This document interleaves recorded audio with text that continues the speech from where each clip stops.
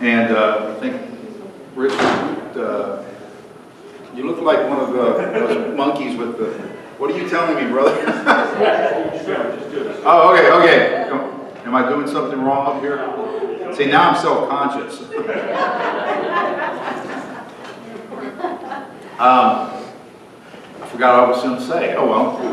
No, I think did Brother Richard say a few words about Brother Randy's condition earlier? I think he did, so I'll not belabor that. So let's just move on here, and then I'll say a few other things perhaps in the announcements in a little bit here. We are blessed and honored today to have, again, Brother Stan Meyer from Jews for Jesus. Most of us in here know who he is, and we've had the privilege of having him speak here a number of times in the past.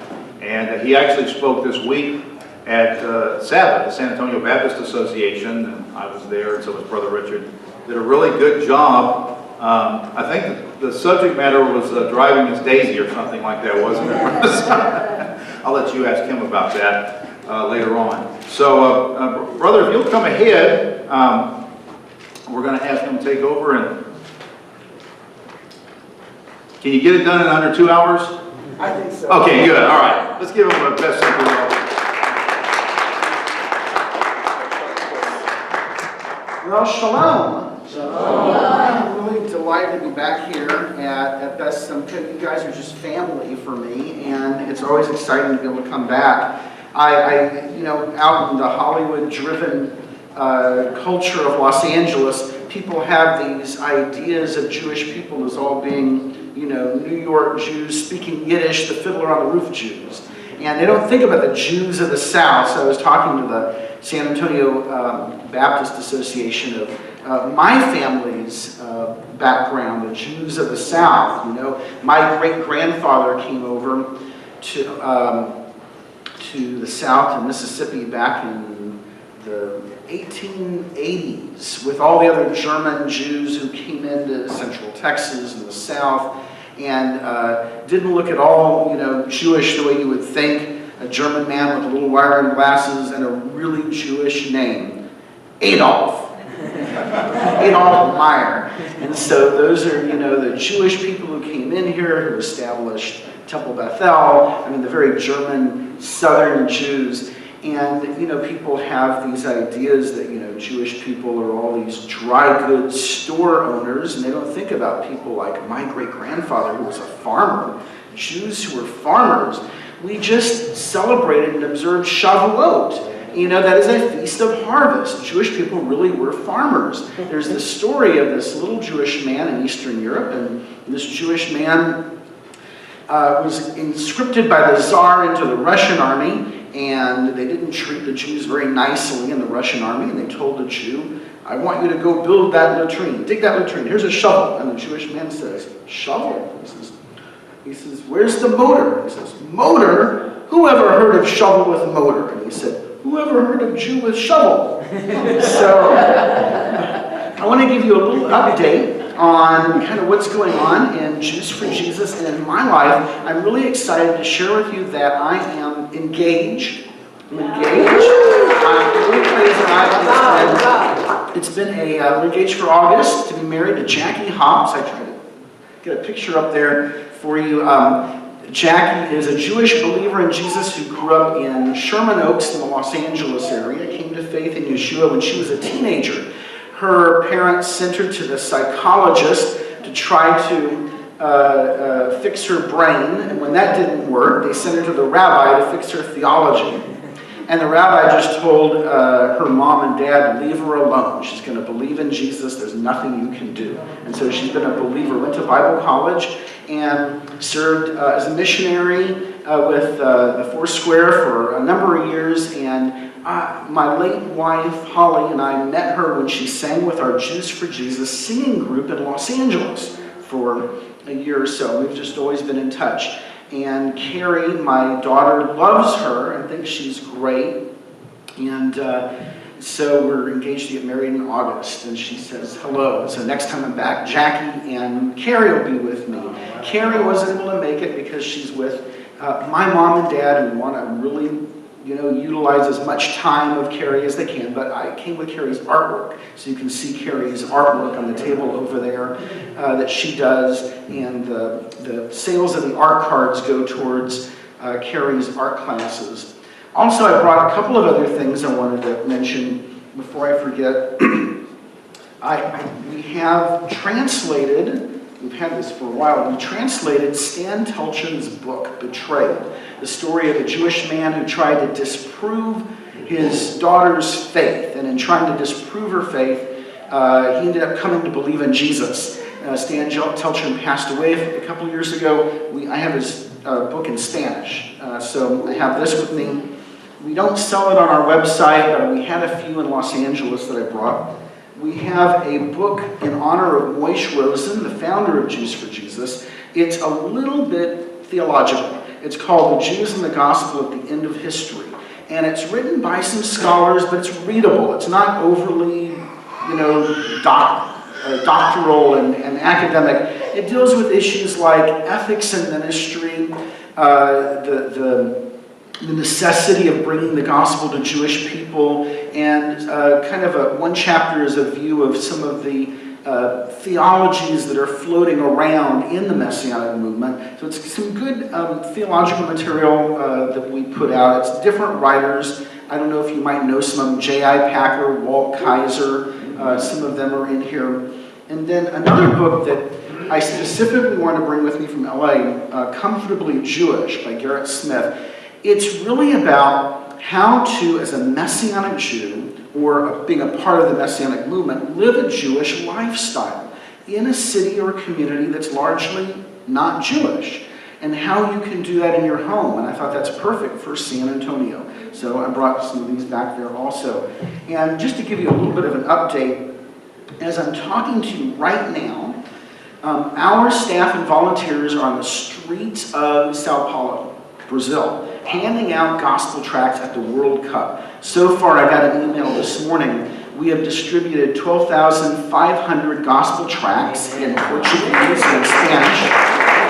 We have had conversations with numbers of people from all over, you can imagine, all over Latin America and the world who've come for the World Cup, including conversations over the gospel with 2 Orthodox Jews already yesterday and 2 Israelis who were there. Lots of Israelis. What are Israelis doing there? Well, it's not just that it's the World Cup. It's that the young Israelis, when they get out of the army, before they go to college, because they go straight from high school into the army, before they figure out what they want to do with their life, go to get a job, go to college, whatever they do, they go on their world trek, their journey, Masa. And South America is one of the main destinations for Israelis where they go.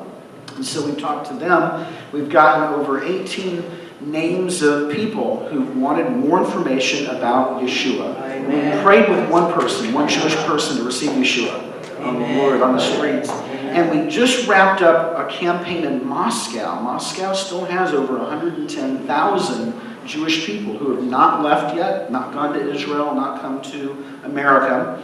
And we handed out, over the 10 days of the Moscow campaign, 191,000 gospel tracts.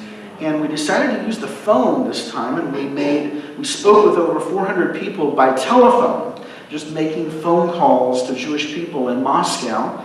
And we've received the names of 860 people who want to get information in Russian or a New Testament or something about Yeshua. And we've had 31 people pray to receive Yeshua on the streets in a Moscow campaign. So it's been very exciting.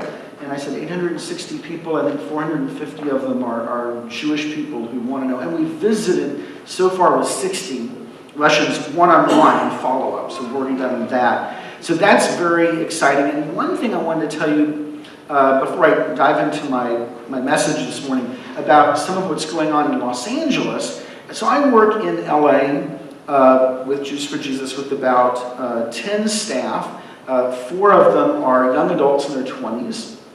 By the way, it's been exciting to see all the kids you guys have here. As I've moved around in the Messianic movement, a lot of Messianic congregations do not have a big youth group. And it's exciting to see all the youth that Beth Simca has. And I remember that from last time.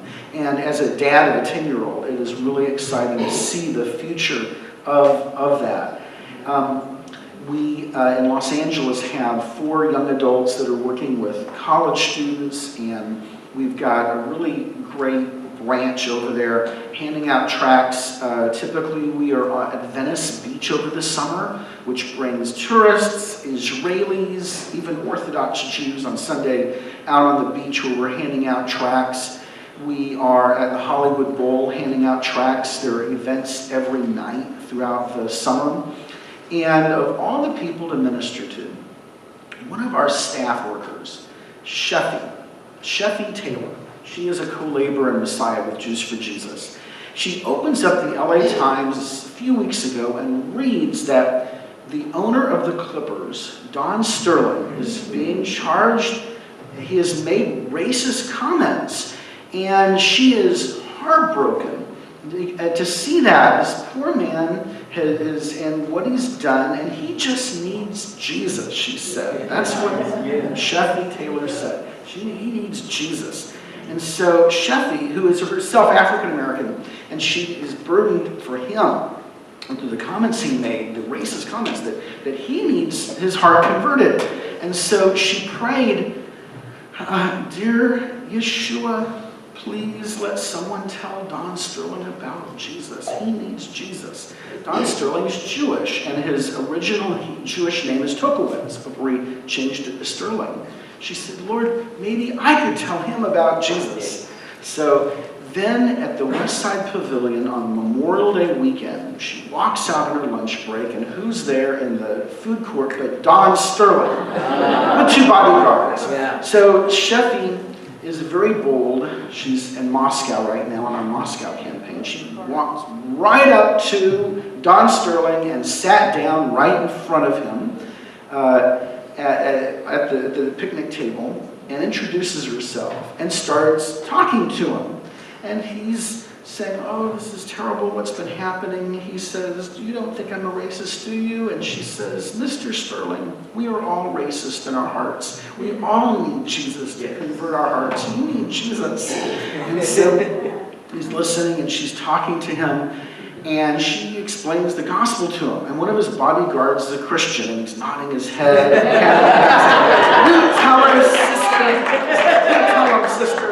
And the tables, this is the shopping mall picnic, food court, so heads are turning, and people are all looking, because they know who he is. And the security's all listening to this audience of people hearing the gospel presented to Don Sterling right there. And she is just unafraid to say what she thinks. She says, "Mr. Sterling, you have a lot of money, right? You have a lot of money." He says, yes, I do." And she says, "You can't take it with you. You have to send treasures to heaven. You can't take your money with you." And he nods his head. And so she hands him a messianic tract, How to Find the Messiah, and he agrees to take it. And she walked away. So pray for Don Sterling. I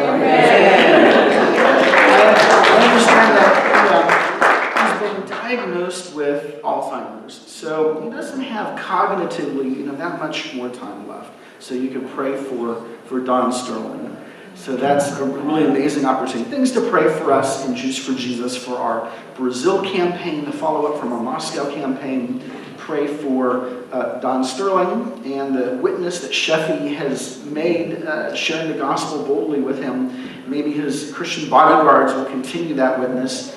And you can pray for me as Jackie and I get married in August, that this will be a real witness to her unsafe family who do not know Yeshua, and my family too. My parents are too old to come out to LA, but we're going to have a reception for them, and so pray for the witness to them also. So that's how you can keep praying Jews for Jesus. And lastly, if you got the cards that were distributed,